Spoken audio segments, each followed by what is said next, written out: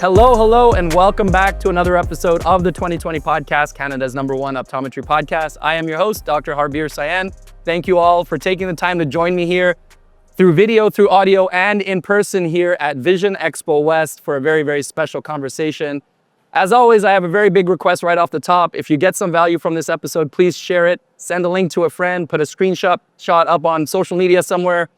Just let your friends and colleagues know that we're having these very important conversations that are helping our profession move forward. So I am very lucky to be here in Vision Expo, at Vision Expo West to discuss a very important topic, which is regarding Gen Z purchasing behaviors and how those will impact our businesses as eye care providers. Before we get into it, I want to say a big thank you to Vision Expo West, the Vision Council.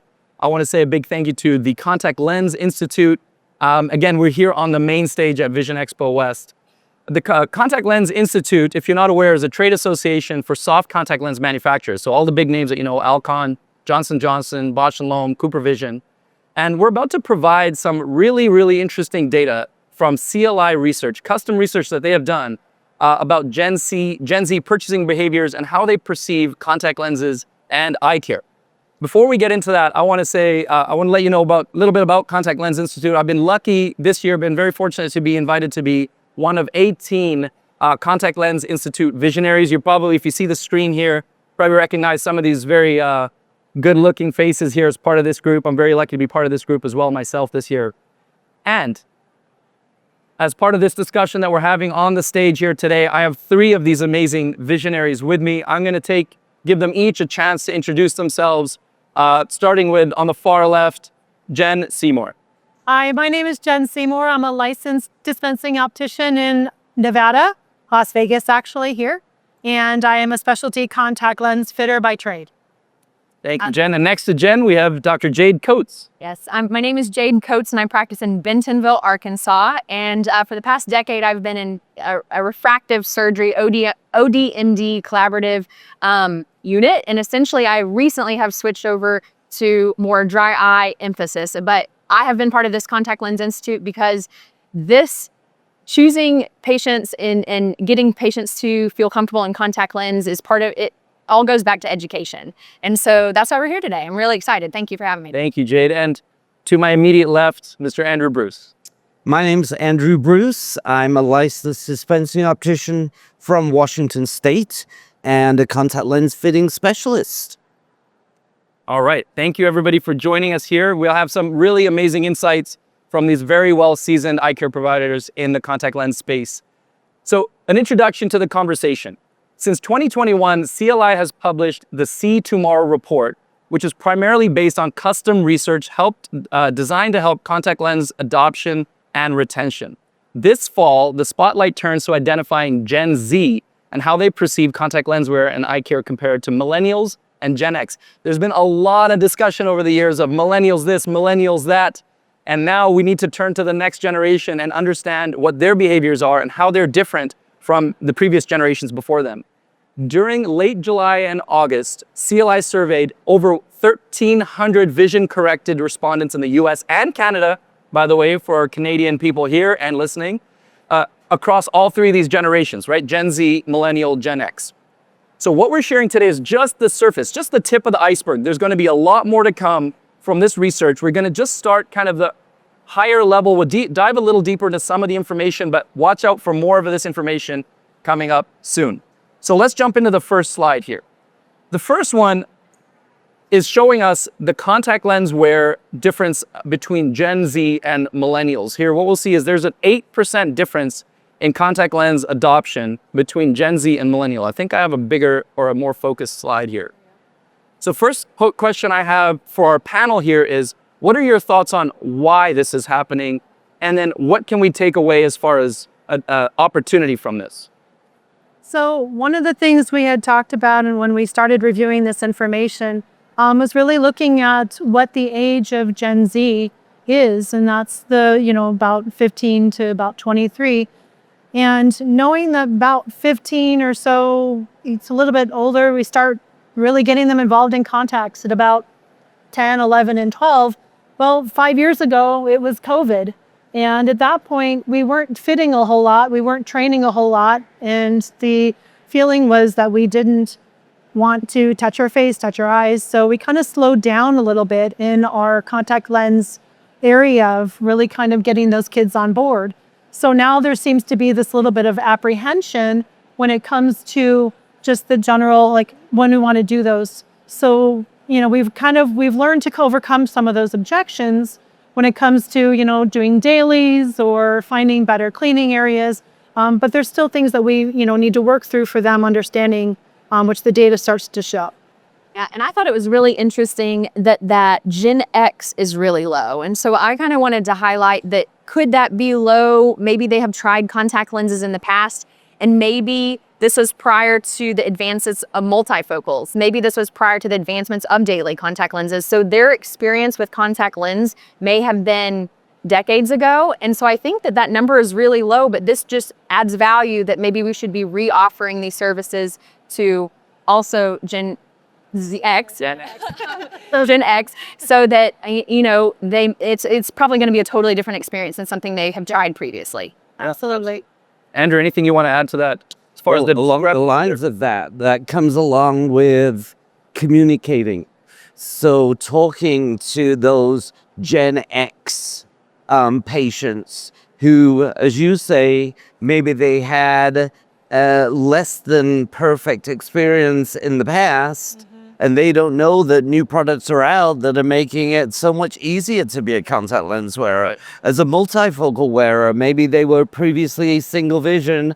Now they don't know that a multifocal lens is a viable option. So it comes down to communicating, which, oftentimes comes down to the opticians. So, quite often opticians have more time to spend with the patients to discuss these sort of things than the doctors do. And so as opticians, it's important that we're spreading the word. So communication is a key factor. What I'm hearing here is there's an opportunity for us to communicate better and provide better service and products to our patients who, maybe the older generation is unaware based on their previous experience, or the younger generation subconsciously has sort of shut themselves away or out of this and hasn't really thought to inquire further. So if we bring this information to them, there may be an opportunity for us to close that gap. The other thing I want to touch on that's on the screen is the dual wear opportunity. So I think given that if there's a lower rate of contact lens wear or adoption, chances are our younger patients are not aware of this opportunity for dual wear, splitting contact lens and glasses wear time. I can actually speak from wearing contact lenses for years as a Gen X person, being in that generation. When we first were in contact lenses, we were basically told it was an all or nothing. We were taught we wore our contacts and then we wore glasses, and not very much of a mix. When it got into millennial, it seemed to be the numbers are a little more even, and they tend to be a little bit more both. But when it comes to the Gen Z, sometimes they may not see it as a full-time wear. They like that individuality. They tend to like glasses for fashion statements. So in this case, what it comes down to is understanding what their needs are and bringing contact lenses into the conversation to where it does give them personality, or it also gives them the ability to do more activities that they can't do with their glasses. We don't want to go to an amusement park with our glasses on. So some things, and again, there may be part-time wearers, and that part-time wearing is still okay. It's still okay to prescribe both and to do both. Yep. And oftentimes patients don't know that they may be a suitable candidate for contact lenses. Absolutely. Unless we discuss that with them, unless we say, hey, have you ever thought about wearing contacts? If they're talking about when they go to the gym, they hate how their glasses slip down and they fog up. Saying, well, have you ever considered wearing contacts? Oh, I didn't know I might be able to wear contacts. Yep, absolutely. We've got to communicate that. We've got to present that opportunity, because first of all, the patient should not have to ask, but they're not going to ask. Most often, they're not going to ask. That's going to be that's, I think, one of the big takeaways for this is on us to make sure we communicate all of these options to our patients. One thing, I want to address the elephant in the room here. We're talking about Gen Z, and I think it's fairly obvious that none of us here are Gen Z. So I just wanted to make sure we're aware. while we're talking about our practical experience in our clinics, remember, we're referring to the CLI data, which is very data-driven, the organization, and very accurate data that they've researched from the Gen Z population. Okay, so just want to get that out of the way. Let's move on. I think the next slide is going to be the one that we'll spend a bit more time on here. The generational difference between purchasing drivers here, between Gen Z, Gen X, and Millennials. And I know there's a lot on this slide. I'm going to just quickly highlight a few of the key things here. I'm going to bring up the slightly more, the larger version of this. The three factors that were common across all three generations of drivers for purchasing were affordability, convenience, and speed. I think we can all agree, given how a lot of us, what our purchasing behaviors are, how we sit on the couch at night and purchase from certain online retailers so we can have it at our door the next day. We understand how important affordability and speed of our acquiring the product are. But there are four other factors that really separated Gen Z from Millennial and Gen X. One is brand authenticity. Two is individual expression or personalization opportunities. Three is brand social responsibility. And four is living for today, also known as YOLO, among certain circles. So let's talk a little bit about some of those purchasing drivers. We're going to dive a little deeper into social responsibility because that's a really big one for us. But what are your guys' thoughts on what we see here as far as the three sort of blanket or umbrella drivers for everybody and the four that are a bit more specific to Gen Z? Well, as an optometrist, we know that, the cost is important to the patient. I mean, we could assume that convenience is going to be really high up there in terms of importance to the patient. What I find so fascinating and so interesting about this is it does, when you start to look a little bit deeper into the weeds, there are some differentiating factors that help and that we should be aware of. Despite what generation we are as doctors, we need to be aware of this information and maybe tailor our exams to how this particular generation in our chair might interpret this data. So I think that this is really interesting. But what are your thoughts on this? Yeah, I agree. I think we have to recognize that we are our own brand. Okay, so first of all, that has to be something that we communicate. We have to be aware of the aspects of our brand as a practice that is important to all patients, but in particular, if we want to capture this 8% difference, then in particular Gen Z patients. And so brand responsibility, and then as far as social responsibility, communicating the fact that several contact lens companies are very good at offering recycling services. Mm-hmm. So my daughter-in-law, for instance, is a daily disposable wearer. And she and I were having a discussion prior to me coming here, and she was saying how it is very much, and she's Gen Z, very much a concern for her as far as the environmental impact of throwing those away every day.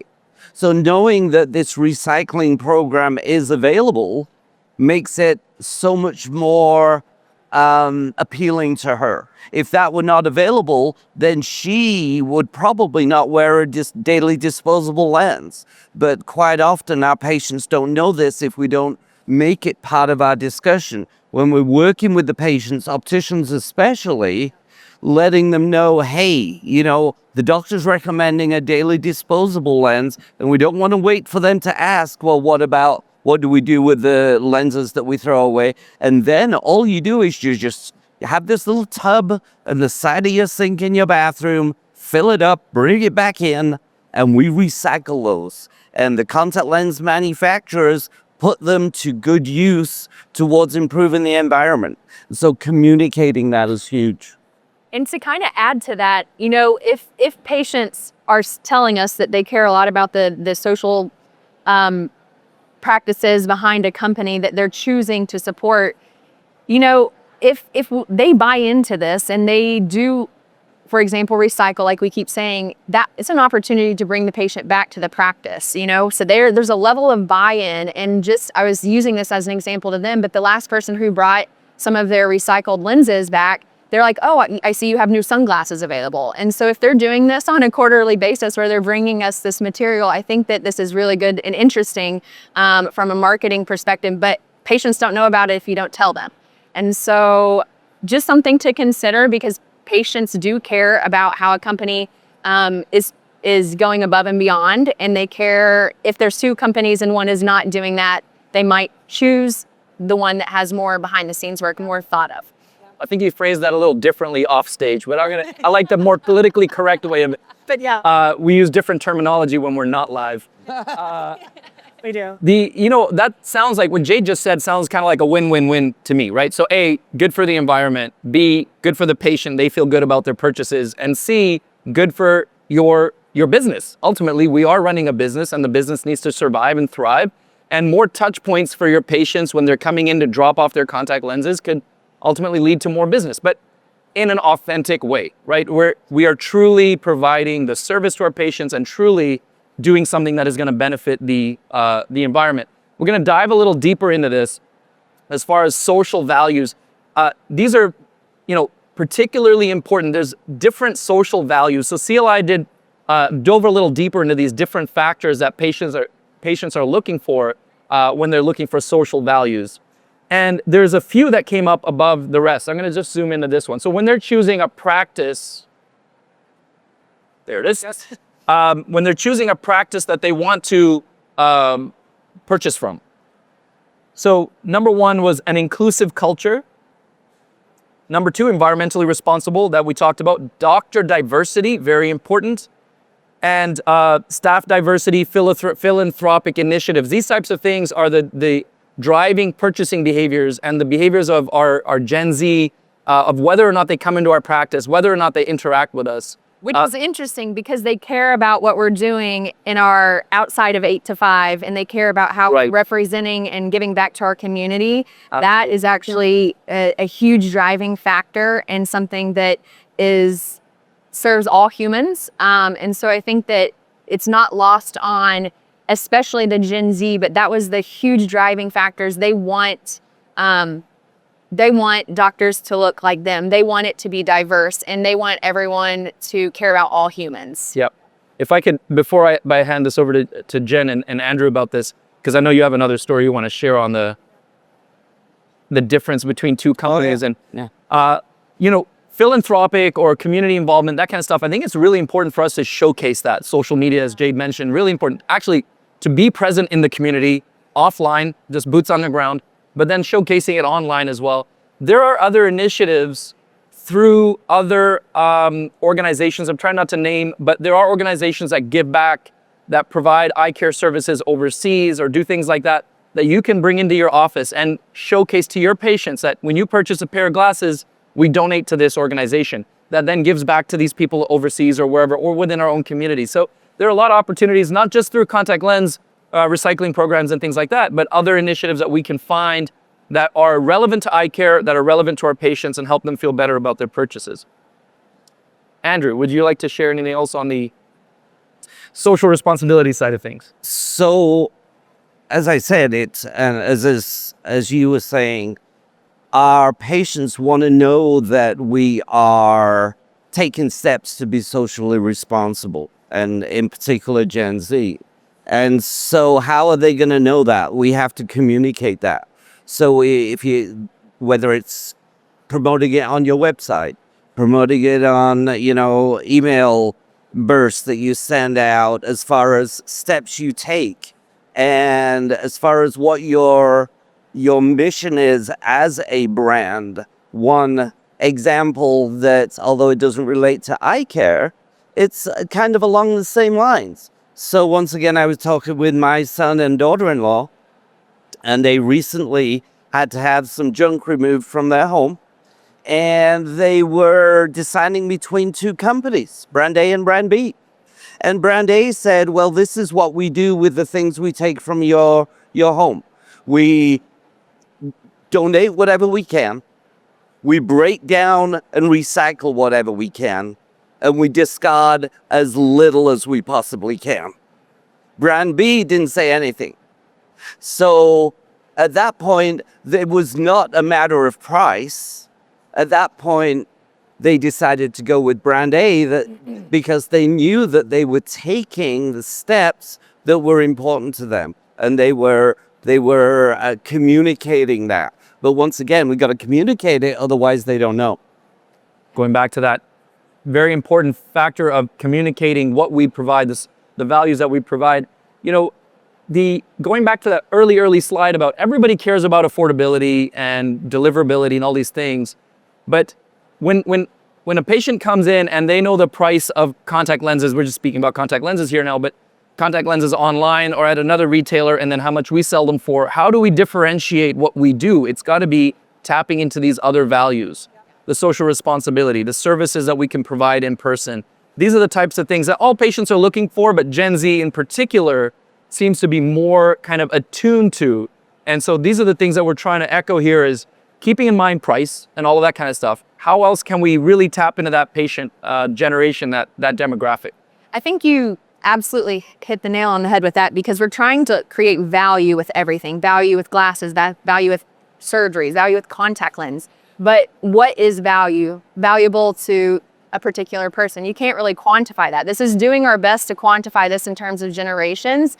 But I think that what is value to a person in terms of contact lens, this right here is the closest thing that we have into quantifying what is valuable. And so it is something that as an optician or as an optometrist, we should definitely consider what the patients are telling us that they value.